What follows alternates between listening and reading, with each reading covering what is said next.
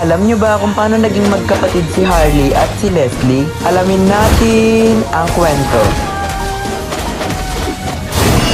Ang tatay ni Leslie ay bantay ng isang mayamang pamilya na kinabibilangan ni Harley. Dahil mayaman ang pamilya ni Harley, maraming magnanakaw ang nagbabalak o nagtatangkang magnakaw sa kaharian ng mga ito. At dahil nga sa talas at husay na ginagawang pagbabantay ng tatay ni Leslie, ay agad nitong nahuhuli ang sino mang magbalak o magtangkang magnakaw sa kaharian. Kung kaya't labis na humahanga at nagtitiwala ang mga magulang ni Harley sa ama ni Leslie. Ngunit isang gabi ay dumating ang hindi inaasahang pangyayari. Sinugod ng isang malaking grupo ang kaharian at balak nilang patayin ang mga magulang ni Harley at pati na rin si Harley. Agad na nagtungo si Leslie kay Harley upang protektahan ito. Mula sa malayo ay tanaw na tanaw ni Leslie kung paano pinatay ng mga magnanakaw ang kanyang ama. At dali-daling nagtungo si Leslie sa labi ng kanyang ama. Dahil sa galit ni Leslie ay kinuha nito ang baril ng kanyang ama at pinagbabaril ang mga pumaslang sa kanyang ama. Dahil nga sa ginawang paglilingkod ng ama ni Leslie sa pamilya ni Harley, ay naisipan nilang ampunin ang batang si Leslie at ituring bilang sarili din nilang anak. At simula nga noon ay naging magkapatid si Leslie at si Harley. Kahit saan man magpunta si Harley ay palihim pa rin itong binabantayan ni Leslie upang sa gayon ay walang makapanakit sa kanyang minamahal na kapatid. At dito na nga nagtatapos ang kwento. Hindi man sila magkadugo, ngunit higit pa sa buhay ni Leslie, ang kaya niyang ialay, maprotektahan niya lamang ang kanyang minamahal na kapatid.